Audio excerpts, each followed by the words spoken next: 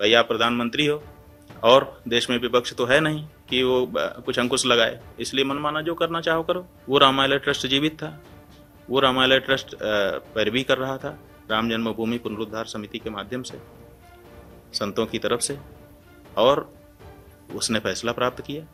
फैसला प्राप्त करने के बाद आपने उनको हटा दिए और आपने भाजपा, विश्व हिंदू परिषद, संघ और प्रधानमंत्री का अपना व्यक्तिगत आदमी, इनको मिला करके एक ट्रस्ट बना दिया।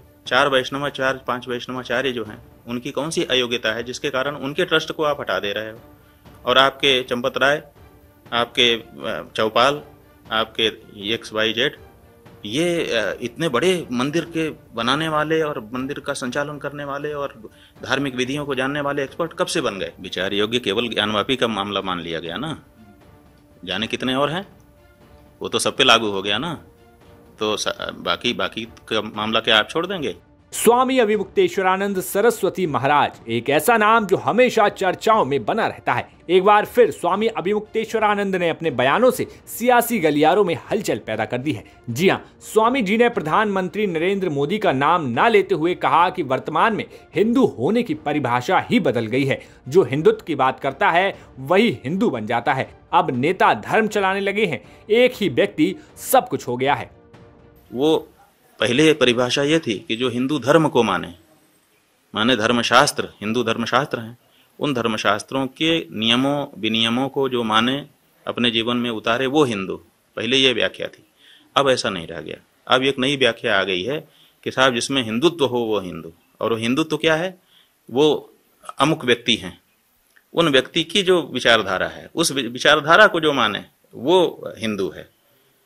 हमारा ये कहना है कि जो धर्मशास्त्र के नियम है, ऋषि महर्षियों को बताए गए, वेद शास्त्र जिसको कहते हैं, उसके नियमों को माने वो हिंदू। अब आ गई बात कि अमुक व्यक्ति की विचारधारा को जो फॉलो करे वो हिंदू। तो अब यही दो खतरे हैं। पहला खतरा तो यह है कि धर्मनिरपेक्षता के नाम पर भारत के हिंदुओं की उपेक्षा लंबे समय से की जा रही है, विशेष करके स्वतंत्रता की प्राप्ति के पश्चात।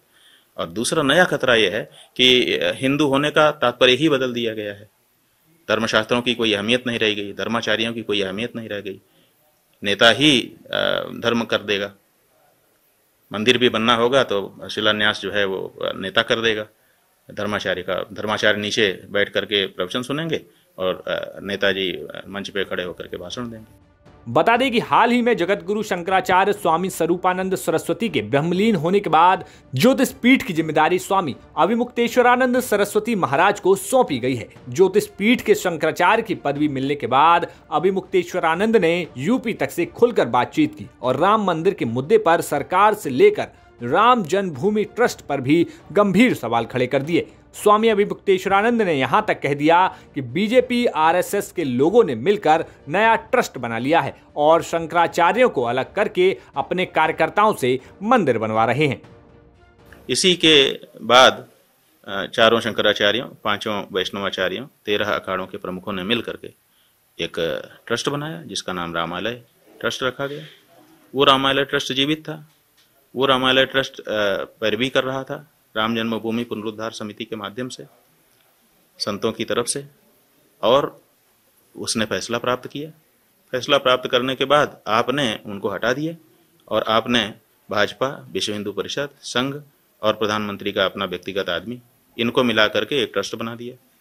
तो हमारा ये प्रश्न था जो हमने उस समय कहा था कि आखिर ये बताइए कि मंदिर बनाने का काम है, 4 शंकराचार्यों में ऐसी कौन सी अयोग्यता है? 13 अखाड़ों के जो प्रमुख हैं उनमें कौन सी अयोग्यता है? 4 वैष्णवाचार्य, 5 वैष्णवाचार्य जो हैं उनकी कौन सी अयोग्यता है जिसके कारण उनके ट्रस्ट को आप हटा दे रहे हो? और आपके चंपत राय, आपके चौपाल, आपके XYZ, ये इतने बड़े मंदिर के बनाने वाले और मंदिर का संचालन करने वाले और धार्मिक विधियों को जानने वाले एक्सपर्ट कब से बन गए? तो इसमें क्या हमने किसी का विरोध किया? हमने तो तथ्य सत्य कहा ना, क्योंकि धर्माचार्यों को मंदिर क्या होता है, मूर्ति क्या होती है, विधियां क्या हैं, मंदिर कैसे बनाया जाता है, संचालन कैसे किया जाता है, इसका परंपरागत अनुभव है उनको। वो दिन रात यही कर रहे हैं। आप उनको हटा देते हो और आप अपने कार्यकर्ताओं को लेके आ जाते हो और कहते हो कि यही बनाएंगे साहब। वहीं ज्ञानवापी के मुद्दे पर भी स्वामी अभिमुक्तेश्वरानंद ने कहा कि 1991 का वर्शिप एक्ट प्रकृति के खिलाफ है और सरकार को इसे खत्म कर देना चाहिए। ये कानून गलत कानून है। बात केवल श्रृंगार गौरी की और काशी विश्वनाथ और ज्ञानवापी की नहीं है, बात नेचुरल जस्टिस की है, बात जो है प्राकृतिक न्याय की है। ये कह देना कि बस इस दिन जैसा है वैसा ही रहेगा, बस और कुछ हम सुनवाई ही नहीं करेंगे, ये गलत है। अगर कोई कह रहा है कि हमारे ऊपर अत्याचार हुआ है तो हुआ है कि नहीं हुआ है, इस पर विचार होकर के निर्णय होना चाहिए। तो जो 91 का कानून है जो ये कहता है कि 1947 के आज़ादी के दिन की जो स्थिति है वही सदा सदा के लिए बरकरार कर दी जाएगी, ये प्राकृतिक न्याय के विरुद्ध बात है। होना ये चाहिए कि अगर कहीं पर किसी के मन में ये बात है कि हमारे पास ऊपर अन्याय हुआ है तो उसके बारे में विचार किया जाना चाहिए। तो विचार होना चाहिए और ये कानून रद्द करना चाहिए। ये काला कानून है, ये प्राकृतिक न्याय के सिद्धांतों के विरुद्ध कानून है। अब तो आप इसका कांग्रेस की सरकार ने गलत कानून बनाया है, भाजपा की सरकार को चाहिए कि उस गलत कानून को रद्द करे।